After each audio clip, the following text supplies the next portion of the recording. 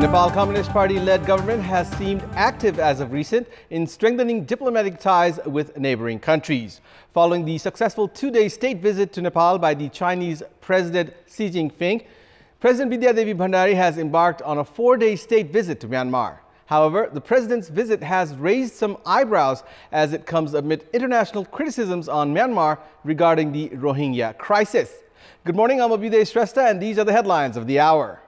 President Vidya Devi Bhandari embarks on a four-day state visit to Myanmar, raises question on the purpose of the visit.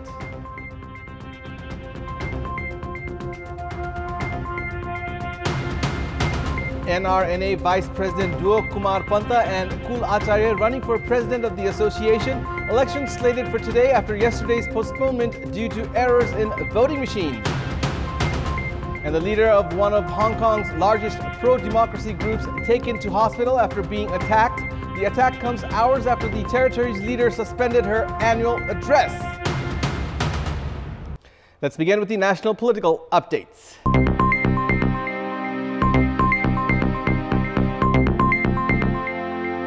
President Vidya Devi Bhandari embarked on a four-day state visit to Myanmar yesterday. President Bhandari left for Myanmar on the official invitation of Myanmar's President Win Myint. President Bhandari is scheduled to hold a bilateral meeting with her Myanmar counterpart during her visit. President Bhandari is accompanied by Foreign Minister Pradeep Gyawali, Foreign Secretary Shankar Das Bairagi, and Secretary at the President's Office Hari Paudel. President Bhandari had flown directly to the Tribhuvan International Airport on a helicopter yesterday from her official residence at Shital Niwas to avoid disrupting the traffic in the capital.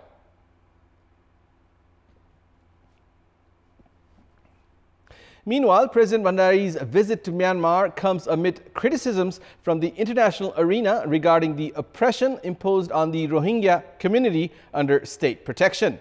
The visit has made space for several arguments regarding Nepal's diplomatic decisions.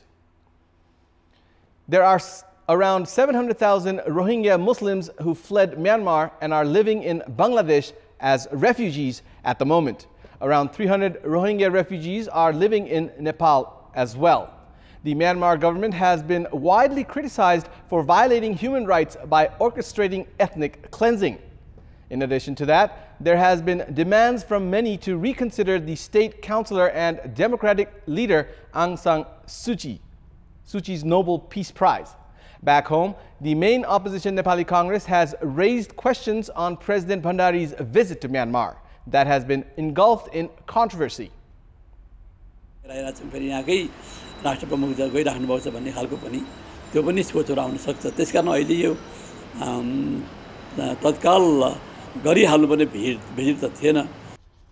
Myanmar's President Win Myint had officially invited President Bhandari to Myanmar during his participation at the BIMSTEC summit held in Kathmandu last year. It may be recalled that Myanmar's Army Chief Min Aung Hlaing's visit to Nepal back in 2017 had met with criticism from all quarters due to the Rohingya crisis. The government's decision to send the president for the state visit to Myanmar has raised some eyebrows. कतातिर कन्फ्युजनमा राख्न खोजिया हो कि जस्तो चाहिँ देखिन्छ अलिकति यो सरकारको परराष्ट्र नीतिको स्पष्टता अलि स्पेल आउट हुन नसक्या हो कि जस्तो देखिन्छ. The purpose of the president's visit to Myanmar is still unclear as the government has not made any remarks. The election of the Non-Resident Nepali Association, NRNA, has been rescheduled for 10 this morning. The election was earlier scheduled for yesterday. However, it was postponed for this morning after technical problems in the electronic ballot box. Vice President duo of the Non-Resident Nepali Association, Kumar Panta and Kul Acharya, are fighting for the post of President of the Association. Panta and Acharya filed their candidacy for the post of the NRNA's president at the association's ongoing 9th World Conference. Panta has served as the vice president of the association twice and has also held positions of general secretary, Europe coordinator, and member of the International Council.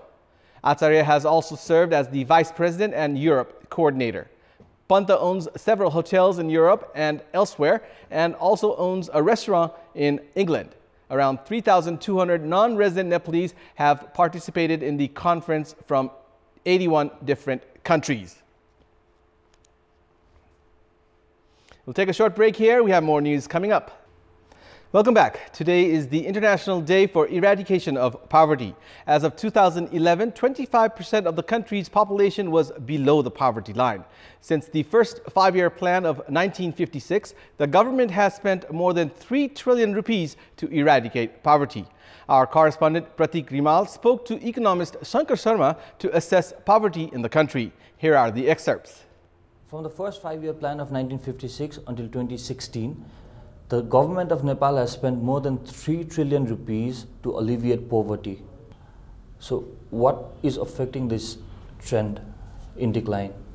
Basically, the rapid decline in poverty from 1995 until 2018 can be attributed to 4 different things. The first is the remittance income. Remittance income in Nepal has increased from almost nothing over the last 20 years to almost 30% of GDP.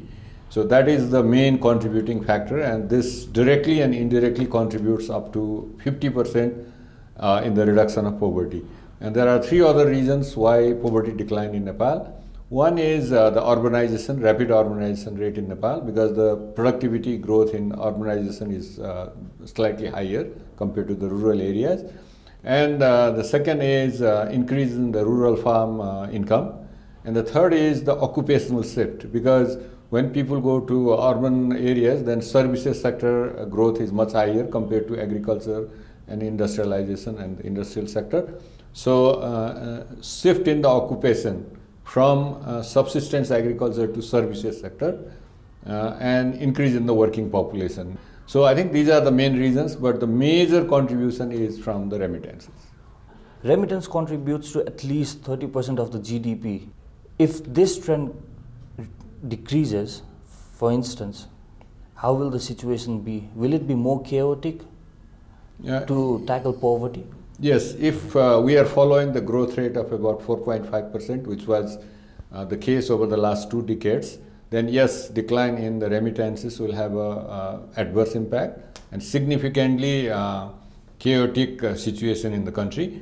But over the last 3 years, I think our economic growth has been growing at a rate of about 6 to 7% per annum. Again, for the next year, World Bank is projecting 6.4% economic growth, mainly driven by, again, I think consumption, reconstruction, as well as services sector. So if we continue growing at a rate of 6%, 6.5% for the next decade, I think we'll not have much problem. But if our growth rate goes below 5%, and then if the remittance starts declining, then we can have a big problem in Nepal, and it can increase, it can even increase the poverty incidence in the country. We need to maintain this above 6 Yes. economic growth Yes. for the next decade. Yes. But if we look at the current situation, to maintain the 6% growth rate? Slightly at this point of time, it is a bit unpredictable, because our growth rate over the last 3 years has been driven by reconstruction activities, growth in tourism, and good weather condition, good monsoon. So, but to make it more sustainable, I think we have to increase more resources in agriculture sector, especially focusing on irrigation and then commercialization of agriculture, expanding industrialization of the country, and focusing more on the services sector, which is more productive. As for example, in the area of tourism, we can develop more tourism products and related infrastructure. And also, I think we have a great potential in IT, and that can be enhanced, increased very significantly. On the top of that, I think foreign direct investment is also very important for Nepal, because Nepal will not have enough resources to invest in all these areas. So we also need significantly increased amount of foreign investment in the country. How does that affect or influence poverty reduction of a poor farmer, let's say in Koilali district? IT sector is basically for educated people, let's say graduates and equivalent.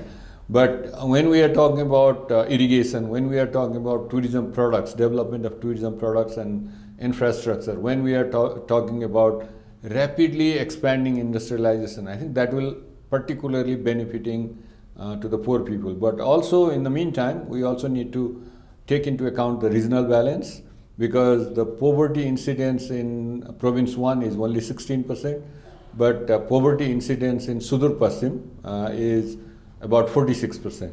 So if we don't give enough emphasis on the regional balance, then this disparity will even increase, as you have said in IT, then we can have even more problem in the country.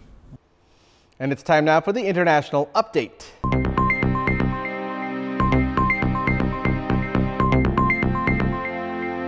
Jimmy Sham, the leader of one of Hong Kong's largest pro-democracy groups, has been taken to hospital after being attacked yesterday. Photographs on social media showed Jimmy Sham of the Civil Human Rights Front lying on the street covered in blood. It came hours after the territory's leader, Carrie Lam, suspended her annual address after being heckled in Parliament. Mass protests in support of greater democracy in the territory began in June and show no sign of abating. The Civil Human Rights Front said he was set upon by a group of up to 5 hammer-wielding men in the Mong Kok district of the Kowloon Peninsula and left with head injuries. It added that he was conscious as he was taken to hospital and was resting there in a stable condition. It was the second time Sham had been attacked since the protests began. The Civil Human Rights Front linked the attack to government supporters who are suspected of assaulting other pro-democracy activists in recent months. Amnesty International has urged the authorities to launch an investigation into the attack on Jimmy Sham. Welcome back. In our Public Voice segment, we had asked the representatives of the Non-Resident Nepali Association how managed and disciplined was the NRN conference. Let's take a look at what they had to say.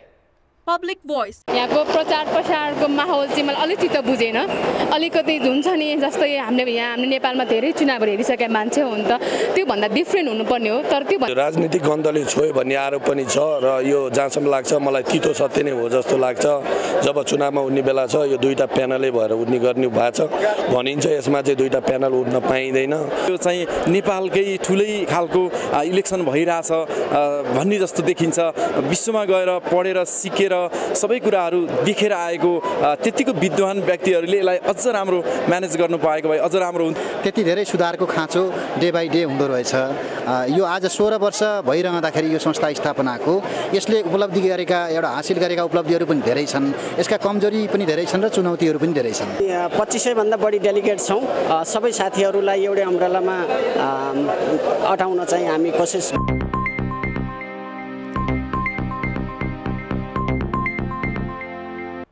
And it's time now for our segment Public Pulse, where you text us with your opinion. Public Pulse. And here's the question. Why have the public not shown interest in buying primary shares of hydropower projects? Your options are A, not seeing immediate profit, B, effect of declining share market, and C, mistrust in promoters. The voting is on. Type NEWS, select your option A, B, or C, and send it to 34001 to share your opinion with us. And it's time now for the sports news. Sports news. Nepalese spin prodigy Sandeep Lamichhane will be playing for the Karnataka Tuskers under the T10 League for $45,000 US. The T10 League is a 10-over cricket league launched and owned by Indian company T10 Sports Management and played in Abu Dhabi. Sandeep has been affiliated with the team following the draft held yesterday. Sandeep had played from Kerala Kings in the earlier edition of the T10 format. Hashim Amla is currently considered an iconic player for Karnataka. 8 different franchise teams will be participating in the T10 League. The tournament is scheduled to be held in Abu Dhabi from 15th to 24th of November. And it's time now for the special segment, Glorious History.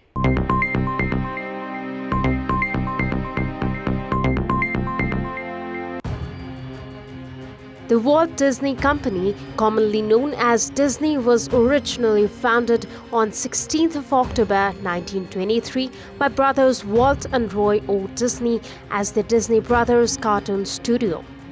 It is an American diversified multinational mass media and entertainment conglomerate headquartered at the Walt Disney Studios complex in Burbank, California. The Walt Disney Company is world's second largest media conglomerate in terms of revenue.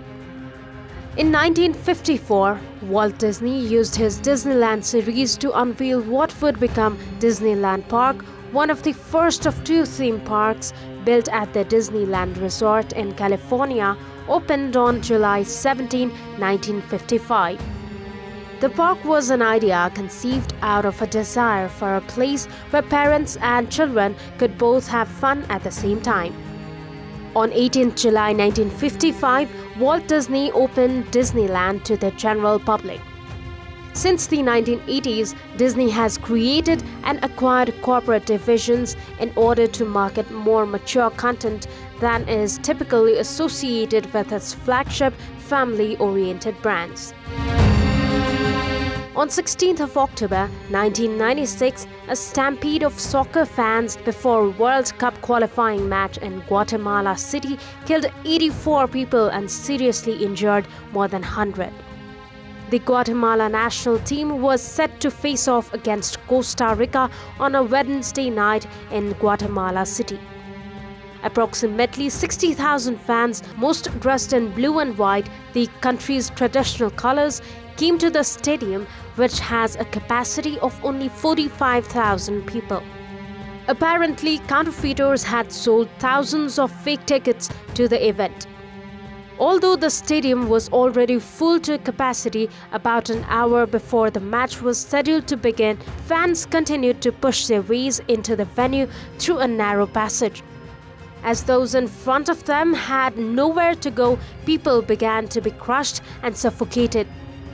Fistfights that broke out in the crowd exacerbated the situation, which ended in a panicked stampede. This is Bipashna Tamang for Kantipur News Desk.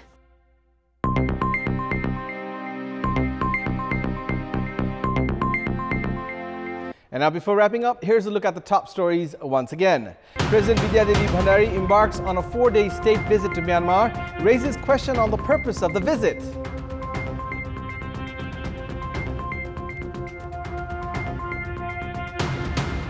NRNA Vice President duo Kumar Panta and Kul Acharya running for President of the Association. Election slated for today after yesterday's postponement due to errors in voting machines. And the leader of one of Hong Kong's largest pro-democracy groups taken to hospital after being attacked. The attack comes hours after the territory's leader suspended her annual address. And that's all for the moment. Keep watching Kantipur Television HD for more news and entertainment. Thank you for watching. Have a good morning.